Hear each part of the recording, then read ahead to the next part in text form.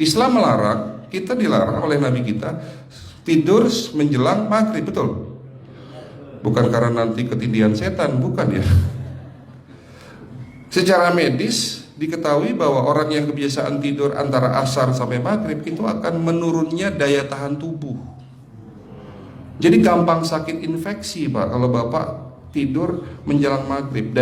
Kalau sekali lagi setelah sholat subuh gampang pikun, aliran darah ke otak itu tersumbat, ya, jadi stroke penyakitnya.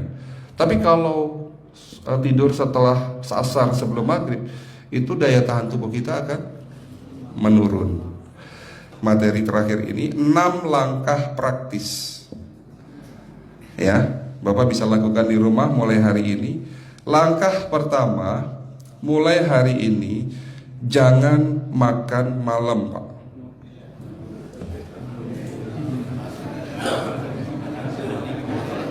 Ya, ala bisa karena biasa.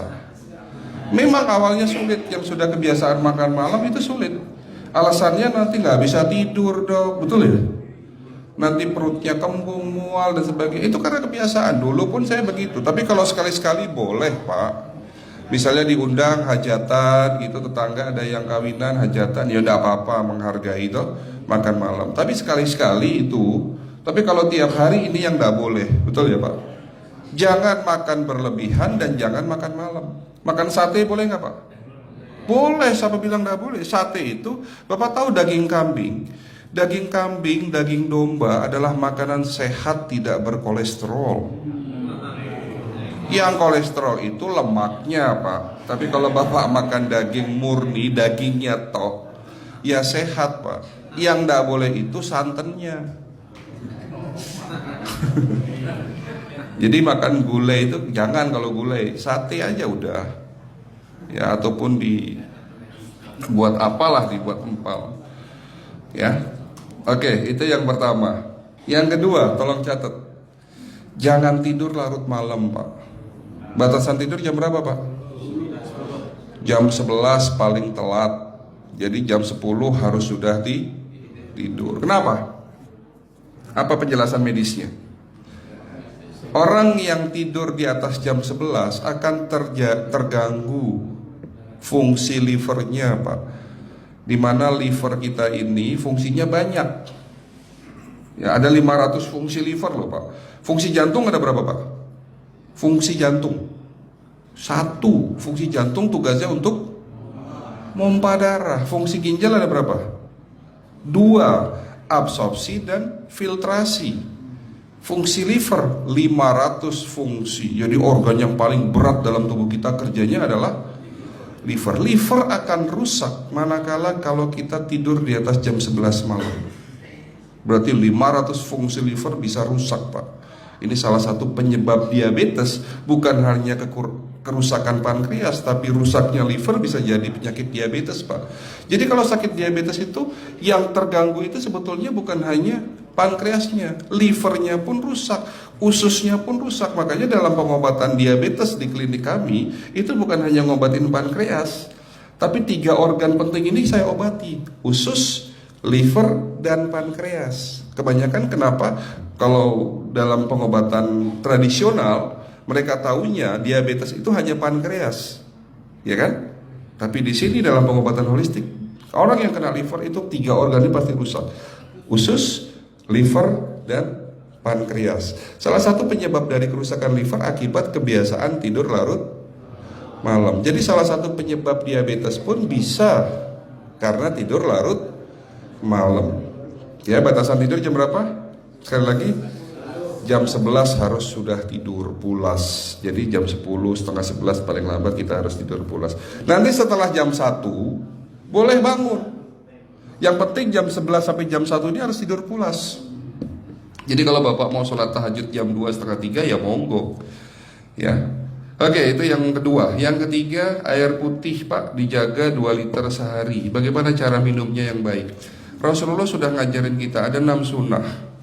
Harus duduk, pakai tangan kanan, seteguk demi seteguk, membaca basmalah di saat minum, diakhiri dengan alhamdulillah, kan begitu. Ya, pagi hari minum 1 gelas bangun tidur sebelum sholat subuh. Setelah sholat subuh boleh teh, tapi juga dibilas dengan 1 gelas air putih. Sebelum mandi nanti Pak, minum air hangat. Kalau Bapak mandinya pakai air dingin boleh, tapi sebelum mandi minum air hangat, biar tubuh kita ini jangan terlalu dingin di saat kita kena air dingin. Sampai maghrib pastikan 2 liter sudah masuk dalam tubuh kita. Malam mau tidur, tolong perhatikan Ibu ya, malam mau tidur jangan banyak-banyak minum. Nggak boleh minum malam itu segelas sampai 2 gelas mau tidur. Cukup seteguk 2 teguk saja. Karena kalau sampai kita minum mau tidur 1 gelas besar, ginjalnya malah rusak Pak. Ya. Oke, itu yang ketiga. Yang keempat, puasa. Lakukan puasa secara rutin, insya Allah kita sehat. Nah, untuk penjelasan atau materi puasa nanti bisa hubungin staf saya. Nanti di bulan Ramadan tahun ini, kalau memang masih ada slot 1 sampai hari ke-20, saya bisa mengisi manasik kesehatan yang berkaitan dengan manfaat puasa untuk kesehatan. Insya Allah kalau memang masih ada slot waktunya, karena kita di bulan Ramadan hanya 20 hari kita mengisi manasik. Ya, oke, itu yang keempat. Langkah keempat. Langkah 1, 2, 3, 4. Langkah kelima. Nah, sebelum saya menjawab yang kelima, saya ingin membacakan sebuah sabda Rasulullah. Rasulullah bersabda, di dalam tubuhmu ada segumpal daging. Jika segumpal daging itu sakit, akan sakitlah seluruh tubuhmu. Dan jika segumpal daging itu rusak, akan rusaklah seluruh tubuhmu. Apa itu segumpal daging? Segumpal daging itu adalah hati. Tapi ternyata yang dimaksud Rasulullah itu bukan liver Pak. Yang dimaksud Rasulullah adalah hati kita, roh kita, jiwa kita, perasaan kita. Kalau hati kita rusak, kita banyak penyakit hati, iri, dengki, sombong, takabur dan sebagainya. Penyakit fisik akan muncul dalam tubuh kita. Ya, tidak ada orang stres itu sehat, betul enggak Pak? Tidak ada orang yang suka marah-marah itu sehat, betul enggak? Bahkan Rasulullah mengajar senyum adalah ibadah. Senangkan orang lain, permudah urusan orang lain, insya Allah kita sehat. Ya, jadi itu langkah ke-5. Langkah 1 sampai langkah ke-5 sifatnya individual. Bapak bisa lakukan sendiri di rumah. Tapi langkah ke-6 ini butuh bantuan pihak dokter atau rumah sakit. Kira-kira langkah ke-6 apa Pak? Lakukan pemeriksaan sebelum sakit. Jadi periksa itu jangan nunggu sakit baru periksa. Jangan seperti kayak Bu Ustazah tadi, diajak periksa, jawabannya takut ketahuan penyakitnya. Setelah stroke baru datang ke klinik untuk minta diperiksa. Kalau sudah stroke susah nggak nyembuhinnya Pak? Kata kayak beliau nih, sudah 2 tahun tidak sembuh-sembuh karena sudah terlanjur stroke. Tapi kalau beliau melakukan general check up, mohon maaf ya Pak, kalau beliau melakukan general check up rutin, insya Allah tidak akan kena stroke, karena sebelum stroke sudah diobati dulu. Karena stroke ini bisa kita lihat dalam scanning dengan alat yang saya punya, insya Allah kelihatan ini. Oh ini sudah mulai ada tanda-tanda mau penyumbatan, buru-buru diobati. Memang takut Pak, tapi pesan saya jangan takut. Ya, lakukan pemeriksaan supaya kita tahu, supaya kita kenal. Gitu ya Pak. Jadi kira-kira di jemaah ini ada enggak yang mau saya ajak periksa kita semua? Pesan terakhir dari saya, lakukan pemeriksaan sebelum terlambat. Ini pesan saya dan pesan seluruh dokter di dunia sebetulnya. Lakukan pemeriksaan sebelum terlambat. Ya, karena dengan kita melakukan pemeriksaan kita akan kenal tubuh kita. Kalau sudah kenal kita akan sayang sama tubuh kita. Betul Pak? Ada pepatah mengatakan tidak kenal tidak sayang.